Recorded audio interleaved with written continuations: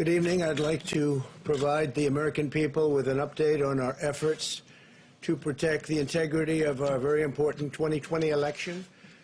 If you count the legal votes, I easily win. If you count the illegal votes, they can try to steal the election from us. If you count the votes that came in late, we're looking at them very strongly, but a lot of votes came in late. I've already decisively won many critical states, including massive victories in Florida, Iowa, Indiana, Ohio. To name just a few, we won these and many other victories despite historic election interference from big media, big money, and big tech. As everybody saw, we won by historic numbers. And the pollsters got it knowingly wrong. They got it knowingly wrong. We had polls that were so ridiculous, and everybody knew it at the time. There was no blue wave that they predicted. They thought there was going to be a big blue wave. That was false. It was done for suppression reasons. But instead, there was a big red wave. And it's been properly acknowledged, actually, by the media. They were, I think, very impressed. But that was after the fact. That doesn't do us any good. We kept the Senate despite having twice as many seats to defend as Democrats. And in a really much more competitive states, we did a fantastic job with the Senate. I think we're very proud of what's happened there. We had many more seats to defend. They spent almost $200 million on Senate races in South Carolina and Kentucky alone, 2 races, and hundreds of millions of dollars overall against us. At the national level, our opponents' major donors were Wall Street bankers and special interests. Our major donors were police officers, farmers, everyday citizens. Yet for the first time ever, we lost 0 races in the House. I was talking to Kevin McCarthy today. He said he couldn't believe it. 0 races. Very unusual thing, 0. And actually won many new seats with, I think, many more on the way. This was also the year of the Republican woman. More Republican women were elected to Congress than ever before. That's a great achievement. I won the largest share of non-white voters of any Republican in 60 years, including historic numbers of Latino, African American, Asian American, and Native American voters, the largest ever in our history. We grew our party by 4 million voters, the greatest turnout in Republican Party history. Democrats are the party of the big donors, the big media, the big tech, it seems, and Republicans have become the party of the American worker, and that's what's happened. And we're also, I believe, the party of inclusion. As everyone now recognizes, media polling was election interference in the truest sense of that word by powerful special interests. These really phony polls, I have to call them phony polls, fake polls, were designed to keep our voters at home, create the illusion of momentum for Mr. Biden, and diminish Republicans' ability to raise funds. They were what's called suppression polls. Everyone knows that now. And it's never been used to the extent that it's been used on this last election.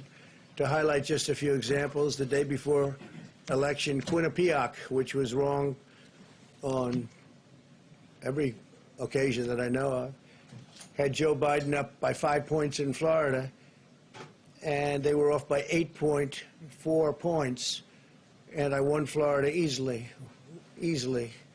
So they had me losing Florida by a lot, and I ended up winning Florida by a lot. Other than that, they were very accurate. They had him up 4 points in Ohio, and they were up by 12.2 points. And they also won Ohio, great state of Ohio, very easily. The Washington Post said Biden up 17 points in Wisconsin, and it was basically even. They were off by about 17 points. And they knew that. They're not stupid people. They knew that. Suppression. There are now only a few states yet to be decided in the presidential race. The voting apparatus of those states are run in all cases by Democrats.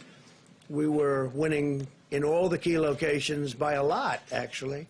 And then our numbers started miraculously getting whittled away in secret, and they wouldn't allow legally permissible observers. We went to court in a couple of instances, and we were able to get the observers put in, and when the observers got there, they wanted them 60, 70 feet away, 80 feet, 100 feet away, or outside the building to observe people inside the building. And we won a case, a big case, and we have others happening. There are lots of litigation, even beyond our litigation. There's tremendous amount of litigation generally because of how unfair this process was. And I predicted that. I've been talking about mail-in voting for a long time. It's really destroyed our system. It's a corrupt system. And it makes people corrupt even if they aren't by nature. But they become corrupt. It's too easy. They want to find out how many votes they need, and then they seem to be able to find them. They wait, and then they find them. And you see that on election night. We were ahead in vote in North Carolina by a lot, tremendous number of votes. And we're still ahead by a lot, but not as many, because they're finding ballots all of a sudden. Oh, we have some mail-in ballots. It's amazing how those mail-in ballots are so one-sided, too. I know that it's supposed to be to the advantage of the Democrats, but in all cases, they're so one-sided. We were up by nearly 700,000 votes in Pennsylvania. I won Pennsylvania by a lot, and that gets whittled down to, I think they said now we're up by 90,000 votes, and they'll keep coming and coming and coming. They find them all over. And they don't want us to have any observers, although we won a court case. The judge said you have to have observers. Likewise in Georgia, and they're appealing. Actually, they're appealing. We won a case that we want people to watch, and we want observers, and they're actually appealing, which is sort of interesting. I wonder why they'd appeal, that all we want to do is have people watch as they do the vote tabulations. Likewise in Georgia, I won by a lot, with a lead of over getting close to 300,000 votes on election night in Georgia. And by the way, got whittled down, and now it's getting to be to a point where I'll go from winning by a lot to perhaps being even down a little bit. In Georgia, a pipe burst in a faraway location, totally unrelated to the location of what was happening, and they stopped counting for 4 hours, and a lot of things happened. The election apparatus in Georgia is run by Democrats. We also had margins of 300,000 in Michigan. We're way up in Michigan, won the state. And in Wisconsin, we did likewise fantastically well. And that got whittled down. In every case, they got whittled down. Today, we're on track to win Arizona. We only need to carry, I guess, 55% of the remaining vote, 55% margins, and that's a margin that we've significantly exceeded, so we'll see what happens with that, but we're on track to do okay in Arizona. Our goal is to defend the integrity of the election. We'll not allow the corruption to steal such an important election, or any election for that matter, and we can't allow anybody to silence our voters and manufacture results. I've been doing a lot of public things for a long time. I've never had anything that's been as inspirational, by people calling, talking, sending things to us. I've never seen such love and such affection and such spirit as I've seen for this. People know what's happening, and they see what's happening, and it's before their eyes. And there are many instances which will be reported very shortly. There's tremendous litigation going on, and this is a case where they're trying to steal an election. They're trying to rig an election, and we can't let that happen. Detroit and Philadelphia, known as two of the most corrupt political places anywhere in our country, easily cannot be responsible for engineering the outcome of a presidential race, a very important presidential race. In Pennsylvania, Democrats have gone to the state Supreme Court to try and ban our election observers, and very strongly. Now, we won the case, but they're going forward. They don't want anybody in there. They don't want anybody watching them as they count the ballots. And I can't imagine why. There's absolutely no legitimate reason why they would not want to have people watching this process, because if it's straight, they should be proud of it. Instead, they're trying, obviously, to commit fraud. There's no question about that. In Philadelphia, observers have been kept far away, very far away, so far that people are using binoculars to try and see, and there's been tremendous problems caused. They put paper on all of the windows so you can't see in, and the people that are banned are very unhappy and become somewhat violent. The 11th Circuit ruled that in Georgia the votes have been in by Election Day, that they should be in by Election Day, and they weren't. Votes are coming in after Election Day. And they had a ruling already that you have to have the votes in by Election Day. To the best of my knowledge, votes should be in by Election Day. And they didn't do that. Democrat officials never believed they could win this election honestly. I really believe that. That's why they did the mail-in ballots, where there's tremendous corruption and fraud going on. That's why they mailed out tens of millions of unsolicited ballots without any verification measures whatsoever. And I've told everybody that these things would happen because I've seen it happen. I watched a lot of different elections before they decided to go with this big, massive election with tens of millions of ballots going out to everybody, in many cases totally unsolicited. This was unprecedented in American history. This was by design, despite years of claiming to care about the election security.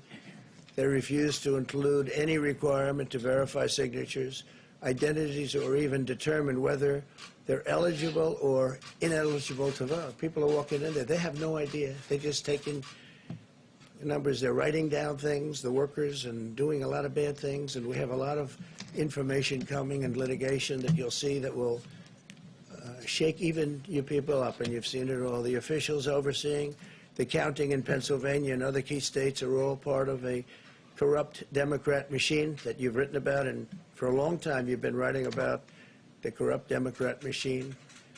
I went to school there, and I know a lot about it. It hasn't changed. It's a long time ago, and hasn't changed. It's gotten worse. In Pennsylvania, partisan Democrats have allowed ballots in the state to be received 3 days after the election, and we think much more than that. And they're counting those without even postmarks or any identification whatsoever. So you don't have postmarks, you don't have identification. There have been a number of disturbing irregularities across the nation. Our campaign has been denied access to observe any counting in Detroit. Detroit is another place, and I wouldn't say it has the best reputation for election integrity. Poll workers in Michigan were duplicating ballots. But when our observers attempted to challenge the activity, those poll workers jumped in front of the volunteers to block their view so that they couldn't see what they were doing. And it became a little bit dangerous.